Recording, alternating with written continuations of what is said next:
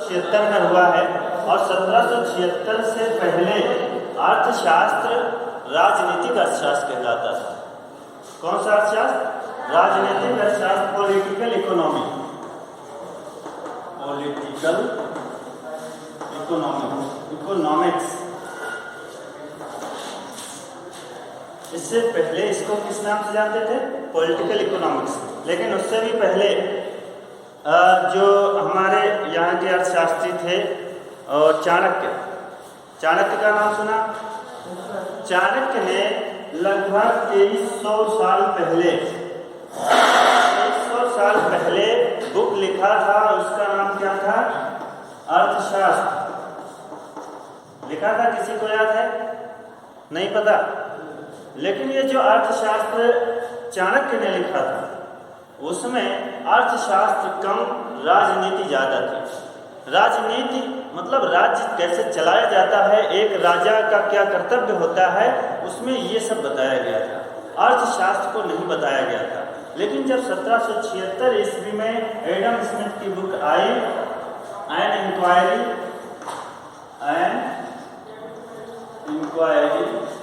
into the nature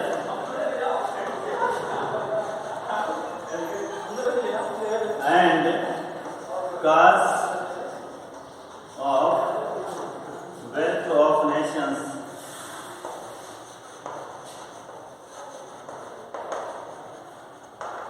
Adam Smith की book आई, उसका नाम था an inquiry into the nature and cause of wealth of nations. इसको लिख लो, याद कर लो, बिल्कुल रटा होना चाहिए। इसका जब ये बुक आई 1776 ईस्वी में, उसी समय समझ लो अर्थशास्त्र का जन्म हुआ। अर्थशास्त्र अपने अकेले के रूप में, अर्थशास्त्र की अपनी स्वयं की पहचान 1776 ईस्वी में हुई। और 1776 ईस्वी में इसको कौन लिखे? एडम स्मिथ ने लिखा। और इसीलिए ही एडम स्मिथ को अर्थशास्त्र का जनक कहते हैं। इसीलिए 1776 ईस्वी एडम स्मिथ, बुक का नाम क्या था? इसको हम शॉर्ट में वेल्थ ऑफ नेशंस भी कहते हैं, शॉर्ट में। लेकिन आपको शॉर्ट में काम नहीं चलाना है। जो तैयारी कर रहे हैं, जो अदर स्ट्रीम के हैं या इकोनॉमिक्स नहीं लिए हैं, उनके लिए है वेल्थ ऑफ नेशंस। लेकिन जिन्होंने इकोनॉमिक्स लिया है उनको पूरी परिभाषा याद करनी है। यानी यही बुक का नाम भी है और यही परिभाषा भी है। तो चलो हम इसको देख लेते हैं। जब 1776 ईस्वी में इसका जन्म हुआ तो फिर कैसे आगे बढ़ा? तो जन्म हो गया, अब इसको आगे बढ़ना है। तो पहले इसकी परिभाषा, अगर किसी ने बुक को लिखा, स्टार्ट किया, तो उसकी परिभाषा भी दिया होगा। तो इसकी परिभाषा पहले पढ़ लेते हैं। अब इसकी परिभाषा यही बुक के नाम में ही है। बुक का नाम ही परिभाषा है। बुक का नाम एन इंक्वायरी। इंक्वायरी का मतलब होता है खोज करना, खोज करना या उसके बारे में जानकारी एकत्रित करना। इनटू द नेचर प्रकृति, एंड कॉज और कारण, वेल्थ ऑफ नेशंस राष्ट्रों का, धन का। ये ऑफ का मतलब का, के, की, ठीक। तो अब हम अगर इसका पूरा अर्थ लगाएं तो एन इंक्वायरी खोज राष्ट्रों, into the nature and cause प्रकृति और कारण, wealth of Nations, of the wealth of Nations, यानी राष्ट्रों के धन के स्वरूप। नेचर मीन्स स्वरूप, प्रकृति या स्वरूप, एंड कॉज और कारण की खोज करना। राष्ट्रों के धन के स्वरूप और कारणों की खोज करना, यही क्या है बुक का नाम और यही परिभाषा है। किसी भी राष्ट्र के धन के स्वरूप और कारण की खोज करना। अब अगर हम इसको और विस्तारित करें या इसको और समझने का प्रयास करें तो ऐसा कह सकते हैं कि जो राष्ट्र में धन होता है वो कितना है, स्वरूप मतलब कितना है, और कारण कहाँ से आया है, इसी की खोज करना। और इसी की खोज करना ही अर्थशास्त्र है। समझ में आ गया? यानी एक राष्ट्र में, राष्ट्र मान लो हम अपने भारत की बात करते हैं, हमारे भारत की जीडीपी कितनी है? लगभग 300 मिलियन है ना, ट्रिलियन, मिलियन नहीं ट्रिलियन है ना, ट्रिलियन डॉलर, 300 ट्रिलियन डॉलर। ये स्वरूप है, कितना क्या है? ये स्वरूप है, उसकी प्रकृति। और अब ये कैसे आया है? टैक्स के माध्यम से आया है कि शुल्क के माध्यम से आया है, या जो किसी पे जुर्माना लगाया जाता है उसके माध्यम से आया है, या चोरी करके आया है, या नंबर 1 का है? कैसा आया, कैसे आया, रीज़न क्या है ना? तो एक तो इसका स्वरूप हो गया, और इस कैसे आया, दो चीज़ें होनी चाहिए। यही 2 चीज़ों की खोज करना ही अर्थशास्त्र। समझ गए? नहीं समझ में? सबको, किसको किसको आ गया? हाथ उठाओ। और लोग क्यों भाई? आप लोगों का IQ इतना लो कैसे? कभी पढ़ा नहीं? चलो देखो, किसी भी राष्ट्र के धन का स्वरूप, धन तो समझते है ना? हमने एग्जाम्पल मान लिया, धन में 300 ट्रिलियन डॉलर अपने इंडिया की इकोनॉमी है ना? ये क्या है? ये तो हो गया स्वरूप या प्रकृति। स्वरूप का मतलब है कितना है ना? समझते? कितना है? एक बोरी है कि पूरा एक कमरा है, यही तो स्वरूप होता है ना? आपका स्वरूप क्या है? लंबाई बताएंगे है ना, 5.5 फीट, चौड़ाई बताएंगे 85 इंच, यही स्वरूप है ना? तो वही स्वरूप आप धन का देखिए कितना है। फिर कैसे धन आया? चोरी से आया, डकैती से आया, कर से आया, कि किसी से छीन लिया गया, कैसे आया? वही उसका वो रीज़न। 2 ही चीज़ों की खोज करना, कितना है और कैसे आया, इसी की खोज करना अर्थशास्त्र। अब आगे क्या है इसमें? कोई कठिन तुम्हें नहीं है? आ गया? किसी देश, किसी राष्ट्र का जो धन है कितना है, कैसे आया, बस इसी की खोज करना अर्थशास्त्र। ठीक है? तो अब अर्थशास्त्र हमने इतना तो जान लिया, लेकिन उसमें बड़ी समस्याएं थी, बहुत कमियां थी। उसमें कमियां क्या थी? उसमें ये कहा गया था कि राष्ट्रों का जो धन का स्वरूप है और उसका जो रीज़न है, केवल इन्हीं की खोज करना है और सब छोड़ दो। अब वो धन कैसे आए, इसकी कोई चर्चा नहीं की गई है ना? कैसे आया ये तो खोज की गई, लेकिन उसमें ये बताया ही नहीं गया कि आप वो कैसे में सही ढंग से ला रहे हैं कि गलत ढंग से ला रहे हैं। उसमें इस बात की चर्चा नहीं की गई, मतलब कि नैतिकता को छोड़ दिया गया।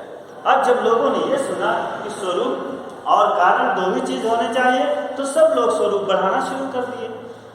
स्वरूप मतलब सब लोगों के दिमाग में आ गया, पैसा इकट्ठा करो, पैसा इकट्ठा करो, धन इकट्ठा करो, बस और कुछ नहीं। और अगर इससे पहले हम लोग चले जाएं तो इससे पहले आया था हमारा व्यापारवाद। व्यापारवाद भी यही कहता था कि मोर गोल्ड, मतलब सबसे ज़्यादा सोना ले आओ, और राष्ट्र जितना ज़्यादा सोना होगा राष्ट्र उतने ज़्यादा मतलब बड़ा होगा, या उसको हम क्या कहते हैं, महान कह सकते, जो भी कह सकते हैं, वो उतना ही ज़्यादा होगा। तो लोगों के दिमाग में तो पहले से था कि धन ही कमाओ और कुछ नहीं कमाओ, और कुछ करना नहीं है। तो लोग क्या करने लगे? पहली बात तो कंजूसी करने लगे, धन को ज़्यादा बड़ा करने के लिए कंजूसी करने लगे, है ना, माइजर। और उसके बाद अनैतिक ढंग से कमाने लगे। लोग अपने पड़ोसियों से पैसे छीनने लगे, उनका धन हड़पने लगे, चोरी डकैती करने लगे, मारपीट, कत्लेआम, हर सब कुछ करने लगे। मतलब जितने अनैतिक काम थे सारे करने लगे। केवल दिमाग में क्या बसी थी? धन इकट्ठा करो, धन का स्वरूप बढ़ाओ। 1776 में तो इसको, जैसे एक कार्लाइल थे, कार्लाइल ने कहा ये कुबेर का धन, इसको क्या नाम दिया? कुबेर का धन। कुबेर तो जानते हैं, कुबेर तो सभी लोग जानते हैं ना। कुबेर दुनिया के सबसे बड़े रईस थे उस समय महाभारत में। तो उन्होंने क्या कहा, कुबेर का धन। कुबेर का धन का मतलब है पैसे इकट्ठे कर लो, खर्च ना करो। और खर्च ना करो का मतलब अपना कल्याण ना करो। अगर कोई बीमार पड़ा है तो बीमार रहने दो, लेकिन हमारे धन खर्च नहीं होना चाहिए। तो इस तरह की बहुत सी समस्याएं आ गई। तो 1890 में, कब 1890 में कल्याणकारी अर्थशास्त्र लेकर के आए मार्शल।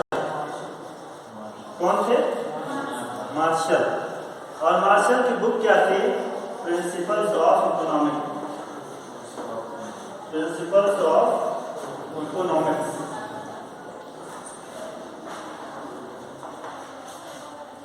अर्थशास्त्र के सिद्धांत। तो उन्होंने, देखो परिभाषा पढ़ लेना, मैं उस परिभाषा का वो बता रहा हूँ कि जब मार्शल लेके आए, मार्शल इससे पहले उस पूरी बुक को पढ़े और उन्होंने पूरा सर्वेक्षण किया और ये देखा कि लोग अपना केवल धन कमाने के लिए लोगों को मार रहे हैं, कत्ल कर रहे हैं, लोगों का पैसा हड़प रहे हैं, ज़मीन हड़प रहे हैं, यानी नैतिकता नाम की कोई चीज़ ही नहीं रही। लोगों के पास पैसे हैं, उसके बाद भी खाने को तरस रहे हैं, बीमार पड़े हैं, सब कुछ होते हुए भी परेशानी झेल रहे हैं। मतलब कुल मिला के ये था कि कंजूसी बहुत हद तक बढ़ी, बहुत ज़्यादा बढ़ी। तो इन्होंने कहा, मार्शल ने कहा, देखो धन कमाओ, धन कमाओ, लेकिन ये नहीं है कि उसको इकट्ठा कर लो। किस लिए कमा रहे हो? धन किस लिए कमा रहे हो? इसीलिए कमा रहे हो कि आप उसको अपने ऊपर खर्च करो, है ना, खाओ पियो ऐश करो, है ना। ऐश करने का मतलब ये नहीं है कि खूब उड़ाओ। ऐश करने का मतलब आप अपनी ज़रूरतें पूरी करो। और एडम स्मिथ का क्या था? ज़रूरतें जाने दो। ज़रूरतें कौन सी हैं आपको कोई मतलब नहीं है, आपका पैसा इकट्ठा होना चाहिए। अंतर समझ में आ रहा है ना? मार्शल कह रहे हैं कि पैसा कमाओ, क्योंकि बिना पैसे के काम नहीं हो सकता है। पैसा आपका साधन है, धन आपका साधन है, लेकिन आपका उद्देश्य कुछ और होना चाहिए। उद्देश्य क्या होना चाहिए? कल्याण। और कल्याण क्या है? कि उसको खर्च करो अपने ऊपर। आप फटे कपड़े पहने हुए हो, पैसा आपका पूरा कमरा भरा है, आप भूखों तरस रहे, भूखों मर रहे, लेकिन पैसा आपका भरा हुआ। तो यही बात लेकर के मार्शल आए कि कल्याण, आपका साधन जो धन है आपका, वो साध्य हो सकता है, साधन हो सकता है। साधन का मतलब आप उसके माध्यम से काम कर सकते हैं, लेकिन साध्य नहीं हो सकता, उद्देश्य नहीं हो सकता है। उद्देश्य तो समझ में आ रहा है? उद्देश्य नहीं हो सकता है कि आप धन कमाओ ही और धन इकट्ठा ही करो। आपका उद्देश्य आदि और अंत धन ही हो, ऐसा नहीं हो सकता है। हाँ, शुरुआत आपकी धन से हो सकती है, क्योंकि बिना धन के आप कोई काम नहीं कर सकते, लेकिन उद्देश्य हमारा कल्याण होना चाहिए। क्या होना चाहिए? कल्याण। और कल्याण का मतलब है कि भोजन कपड़ा और मकान। रोटी कपड़ा और मकान फिल्म नहीं देखी? रोटी कपड़ा और मकान, ये तीन अति आवश्यक आवश्यकताएं हैं। क्या? कौन सी? अति आवश्यक। इनके बिना आपका काम नहीं चल सकता है। कम से कम आपके पास एक सेट कपड़ा होगा। आज का छोड़ दो, जिस समय मार्शल आए थे उस समय की बात करो। एक सेट हमेशा, भले आप नहाने के बाद वही पहन लें गांधी जी की तरह, लेकिन होगा तो एक रोज और एक टाइम का खाना खाएंगे, क्योंकि उसके बिना तो जिंदा नहीं रहेंगे। और मकान आपका महल भले ना हो, झोपड़ी में तो रहेंगे, रात कहाँ कटेगी आपकी? रात के लिए तो चाहिए ना। तो ये तीन आपके अति आवश्यक आवश्यकताएं हैं। इन तीनों के अलावा आप कोई और जो आपकी आवश्यकताएं होंगी, वो उसको हम आरामदायक कह सकते हैं या विलासिता की कह सकते हैं, लेकिन ये तीन आपकी आवश्यकताएं होनी चाहिए, अति आवश्यकताएं। ठीक है? तो जो अब मार्शल की परिभाषा के आगे जो इन्होंने कहा उसको देख लेते हैं। मार्शल ने कहा, अर्थशास्त्र में केवल अर्थशास्त्र के लोगों को ही जोड़ सकते हैं। अर्थशास्त्र के लोगों का मतलब है जो आर्थिक क्रियाएं करते हैं। और आर्थिक क्रियाएं जो करते हैं वो कौन कौन से हो सकते हैं? जिनके ऊपर जिम्मेदारियां हैं। आप लोगों के पास जिम्मेदारियां नहीं हैं? अभी नहीं हैं, लेकिन कुछ ना कुछ हैं जो जिम्मेदारियों से भगे हैं, जो उनको बताते हैं। पहली बात, कंजूस, चोर डकैत, साधु सन्यासी और पशु पक्षी, इन सबको उन्होंने अर्थशास्त्र में नहीं जोड़ा। अब इन्हीं सब के आधार पे कई कैटेगरी बन गई, जैसे आर्थिक और अनार्थिक। आर्थिक का मतलब है जो आर्थिक क्रियाएं करते हैं। और आर्थिक क्रियाएं कौन सी हैं? साध्य और साधन दोनों, यानी आप कमाओ और खर्च भी करो। अगर केवल कमा रहे, इसका मतलब है आप कंजूस हो। खर्च नहीं कर रहे तो कंजूस हो, और कंजूस हो तो वो अर्थशास्त्र में शामिल नहीं होगा, उसको अर्थशास्त्र में शामिल नहीं किया जाएगा। और अर्थशास्त्र में शामिल किसको किया जाएगा? जो आर्थिक क्रियाएं करता है, यानी वो धन कमाता भी है और खर्च भी करता है, यानी कल्याण अपना करता है। ठीक है, उसके बाद बचत होती वो अलग की बात है, लेकिन कल्याण पे वो खर्च करता है। तो कौन से हो गए? दो, आर्थिक और अनार्थिक हो गए। और अनार्थिक कौन कौन से हैं?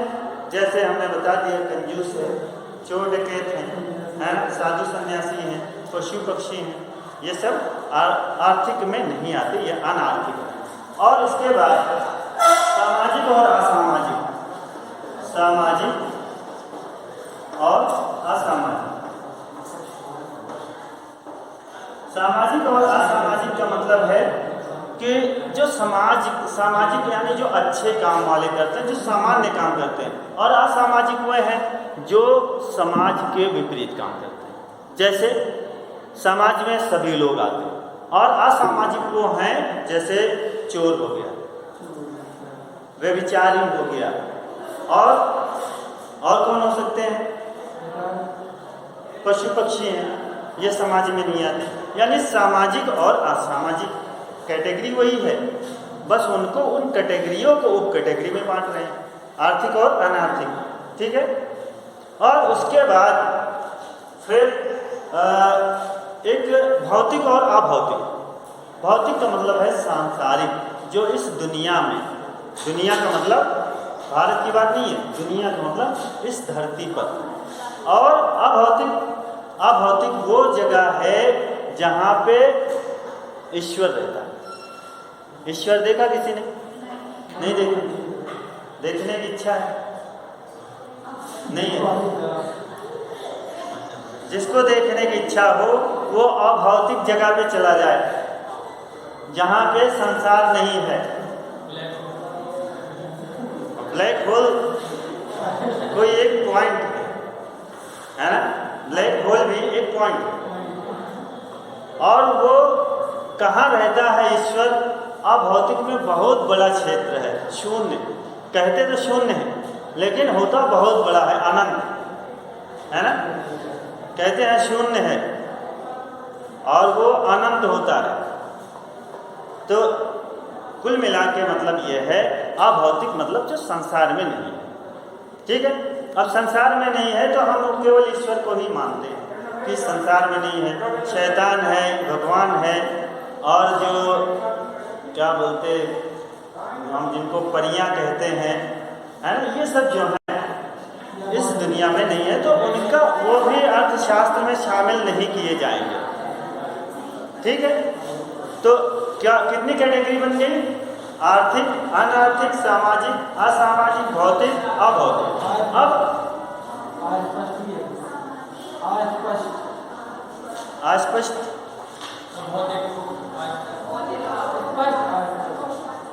नहीं, ऐसा कुछ नहीं है। स्पष्ट अस्पष्ट ऐसी कोई बात नहीं है। अर्थशास्त्र की बात है, अर्थशास्त्र में किसको जोड़ें किसको ना जोड़ें, ये बात है। ठीक है। तो भौतिक को जोड़ा गया, अभौतिक को हटाया गया। सामाजिक को जोड़ा गया, असामाजिक को हटा दिया गया। आर्थिक को जोड़ा गया, अनार्थिक को हटा दिया गया। आर्थिक और अनार्थिक सबसे ज़्यादा इम्पोर्टेंट है, इसको याद रखो। आर्थिक का मतलब है जो आर्थिक क्रियाएं करता है, और अनार्थिक वो है जो आर्थिक क्रियाएं नहीं करता है। और आर्थिक क्रियाएं वे हैं जैसे जो व्यक्ति कमाता भी है और खर्च भी करे। ठीक है, ये आर्थिक क्रिया। और अनार्थिक क्रियाओं में आज जैसे चोरी हो गई, वो उसका पैसा नहीं है, उसने किसी का चुराया। और कंजूसी, कंजूसी क्या है? कंजूसी वो है कि आप पैसे तो कमा रहे हैं लेकिन खर्च नहीं है ना, तो दोनों क्रिया नहीं हो रही। और साधु सन्यासी क्या है? साधु सन्यासी कुछ नहीं कर, मिल गया तो खा लिए, नहीं मिला तो वो उनको हम अनार्थिक में जोड़ते हैं। इसके बाद 1932 का समय आया। कब का समय आया? 1932। और इसको नाम दिया गया स्कार्सिटी। इसके बाद अभी फर्स्ट ईयर है, इसके बाद सेकंड ईयर। इसके बाद 1932 में एक अर्थशास्त्री आए जिनका नाम था लियोनल रॉबिन्स।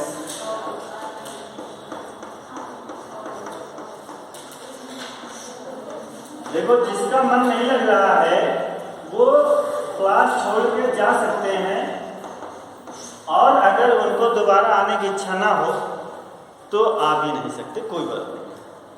किसी को ज़बरदस्ती बांध के नहीं पढ़ाया जा सकता। और अगर क्लास में बात करनी है तो मेरा निवेदन है कि आप क्लास में ना घुसें। जब तक आप 40 मिनट तक पूरा मन लगा के नहीं पढ़ेंगे तब तक समझ में नहीं आएगा। मैं कितना भी गला फाड़ लूँ वो दिमाग में कभी नहीं घुसेगा। ठीक है, मैं इसलिए पढ़ा रहा हूँ कि परीक्षा करीब है, शायद जो मैं पढ़ा रहा हूँ वो आ जाए। और आप लोग हैं कि फ़ोन पर बात करते हैं, तो इस तरह नहीं, बिल्कुल मन लगा के पढ़ो। तो 1932 में आए लियोनल रॉबिन्स, और लियोनल रॉबिन्स ने अपनी पुस्तक दिया इकोनॉमिक साइंस।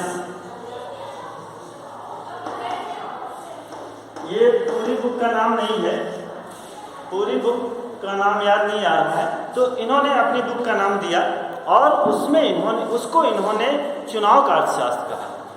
ये आपका फर्स्ट क्वेश्चन है इसमें, और ये पहली बार इस रूप में आया है, इसलिए इसको इम्पोर्टेंट समझो। ये क्वेश्चन पहली बार इस रूप में आया है, ये न्यू एजुकेशन पॉलिसी के तहत, तो इसलिए इसको वह गौर से सुनो। इसको स्कार्सिटी यानी चुनाव का विज्ञान कहा गया। और चुनाव का विज्ञान इसलिए कहा गया क्योंकि ये पूरी तरह चुनाव पर आधारित है। अच्छा, थोड़ा सा पीछे देख लें कि जो एडम स्मिथ, मार्शल जो थे, मार्शल ने कई कैटेगरी किया था, है ना। जो कई कैटेगरी कर दिया तो उसमें आधे लोग तो अर्थशास्त्र से बाहर हो गए, आधे लोगों को तो हम अर्थशास्त्र में पढ़ ही नहीं रहे हैं, आधे ही लोगों को पढ़ रहे हैं। यानी अर्थशास्त्र हमारा बहुत छोटा हो गया, है ना, बहुत छोटा हो गया। फिर जब 1932 में लियोनल रॉबिन्स आए तो वो यही वाला सिद्धांत लेके आए कि जो आधे लोगों को बाहर कर दिया है उनको अंदर कैसे करें, उनको भी, वो भी तो मानव हैं।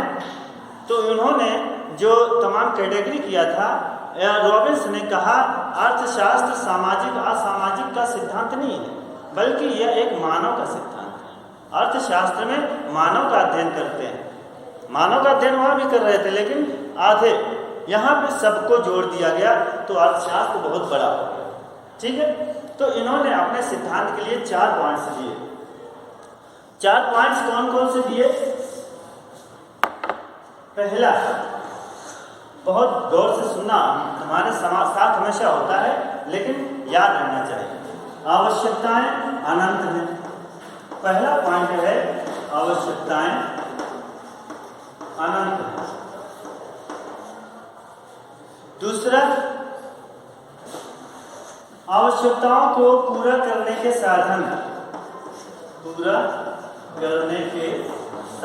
सीमित हैं। सीमित का मतलब है कम। और तीसरा, ये जो आवश्यकताएं हैं, आवश्यकताओं की तीव्रता में अंतर है, आवश्यकताओं की तीव्रता में अंतर है। और जो चौथा है वो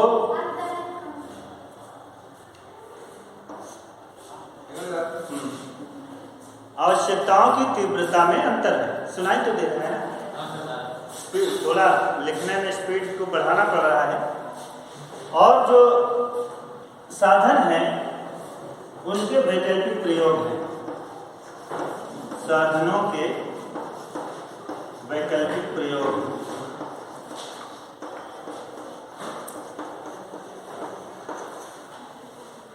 ये चार चीजें थी। इन चार चीजों को देखो आपस में रिलेट करते हैं। कैसे चुनाव का सिद्धांत कहा गया, हमें क्या पढ़ना है, चुनाव का सिद्धांत क्यों कह रहे हैं। जब चुनाव का सिद्धांत है, ये चार चीजें क्यों आ रही है ना। इन्हीं चार चीजों को समझ लेंगे तो आ जाएगा चुनाव का अर्थशास्त्र क्यों कहते हैं। ये भी आ सकता है चुनाव का अर्थशास्त्र किसे कहते हैं, तो चुनाव का अर्थशास्त्र अगर पूछता है तो यही सिद्धांत देना है। ठीक है, मैं जल्दी जल्दी खत्म कर रहा हूँ। आवश्यकताएं अनंत हैं, हमारी आवश्यकताएं बहुत सी है। कभी कपड़े की समस्या, कभी खाने की समस्या, कभी मकान की समस्या और भी तमाम समस्याएं है ना। तो आवश्यकताओं की काउंटिंग नहीं है। कभी फीस जमा करनी है, कभी गाड़ी खराब हो गई है, कहीं रिश्तेदारी जाना, कहीं मतलब ये सब का आपको पता है। आवश्यकता बहुत सी है और उन आवश्यकताओं को पूरा करने के जो साधन हैं कम है ना। नौकरी हमारी एक है, सैलरी बंधी आती है ना, उससे ज़्यादा तो नहीं आ सकती। तो आवश्यकताएं अनंत है और साधन सीमित है। लेकिन एक बात है, क्या जो आवश्यकताएं हैं उनकी तीव्रता में अंतर है। ध्यान से सुनना, यही है आपके चुनाव की समस्या। जो आवश्यकताएं हैं तीव्रता में अंतर है। जैसे तीव्रता का मतलब तेजी, तेजी का मतलब कौन पहले ज़्यादा जरूरी है और कौन बाद में जरूरी है ना। कौन सबसे जरूरी है और कौन बाद या कम। ठीक है, तो जो सबसे ज़्यादा जरूरी है वो सबसे तीव्र है, जो कम जरूरी है वो कम तीव्र है ना। तीव्र मतलब तेजी। और यही जो तीव्रता में अंतर है, इसी वजह से हम अपनी हर आवश्यकता की पूर्ति करते चले जाते हैं। समझ में आया ये बात? नहीं आई? नहीं आई है। चलो एग्जाम्पल देते हैं। आपके पास दो समस्याएं हैं, एक है दवाई और एक है पढ़ाई। दो आवश्यकताएं हैं, है ना, दवाई और पढ़ाई। ज़्यादा ज़रूरी फीस है या ज़्यादा ज़रूरी दवाई है? दवाई है ना। तो तीव्रता में अंतर हुआ। हम सबसे पहले आवश्यकता की कौन सी पूर्ति करेंगे? दवाई की। Very good. और दवाई के बाद फिर पढ़ाई की, पढ़ाई के बाद फिर जो और होगी कपड़े हो या ड्रेस कुछ। तो अगर हम इसको और दूसरे ढंग से देखें, मान लो एक व्यक्ति पहले क्या पैदल चलता है, फिर उसकी इस आवश्यकता की पूर्ति हुई, फिर क्या करेगा? साइकिल चाहिए। इस आवश्यकता की पूर्ति हुई, मोटरसाइकिल। फिर इसकी भी पूर्ति हुई। मतलब इस तरह से वो चुनाव करते हुए आगे बढ़ जाता है। तो अब उसको यही चुनाव करना है कि कौन सबसे तीव्र है और कौन कम तीव्र है। तो यही जो चुनाव की समस्या उसके सामने आती है, यही अर्थशास्त्र है। अगर वो अपनी तीव्रता में अंतर कर ले गया तो वो सबसे अच्छा अर्थशास्त्री है, सबसे अच्छा वो अपना काम चला लेगा। और अगर तीव्रता के चुनाव में गड़बड़ी किया तो नहीं कर पाएगा। लेकिन हमारा जो कहने का मतलब है, जो ये अर्थशास्त्री कहना चाहते हैं, वो यही कहना चाहते हैं कि जो तीव्रता में अंतर है, इसी तीव्रता में अंतर के कारण व्यक्ति अपनी हर आवश्यकता की पूर्ति करते हुए आगे बढ़ जाता है। और यही चुनाव की समस्या अर्थशास्त्र की समस्या है, अर्थशास्त्र है। ठीक है, ये पॉइंट समझ में आ गया। अब दो पॉइंट और बचे। कौन कौन से? पूरा करने के जो साधन हैं वो सीमित हैं, लेकिन उन साधनों के वैकल्पिक प्रयोग भी हैं। मान लो एक एग्जाम्पल, साधन एक है सैलरी, है ना। हम मान लो हम अपनी बात करते हैं, टीचिंग कर रहे हैं और हम इससे अपनी आवश्यकता की पूर्ति नहीं कर पा रहे, लेकिन हमारे पास विकल्प है कि हम टीचिंग ना करें, कोई और भी कर लें, है ना। हम मान लो खेती कर लेते हैं, हम साधन है कि नहीं है? श्रमिक, हम आप लोगों को पढ़ा चुके ना, श्रमिक, एक जो श्रमिक है वेतन या मजदूरी एक ही बात है। तो हम क्या है? साधन है। और हमारा वैकल्पिक प्रयोग है, हम चाहे टीचिंग करें और चाहे खेती कर लें। अगर मुझे खेती में टीचिंग से ज़्यादा पैसा मिलता है तो मैं खेती कर लूँगा, टीचिंग छोड़ दूँगा, है ना। तो लेकिन मुझे अगर लगे कि मैं अपनी आवश्यकता की पूर्ति नहीं कर पा रहा हूँ टीचिंग से, तो हमारे पास विकल्प है। और यही जो हम अपनी कौन सी आवश्यकता की पूर्ति कर पा रहे हैं, कौन सी आवश्यकता की पूर्ति नहीं कर पा रहे हैं, या हम कौन से साधन को चूज करें जिससे हम अपनी हर आवश्यकता की पूर्ति कर लें, ये भी चुनाव की समस्या है। ठीक है। और यही चुनाव की समस्या अर्थशास्त्र की समस्या है, और वही समस्या को सुलझाना अर्थशास्त्र। आ गया समझ में?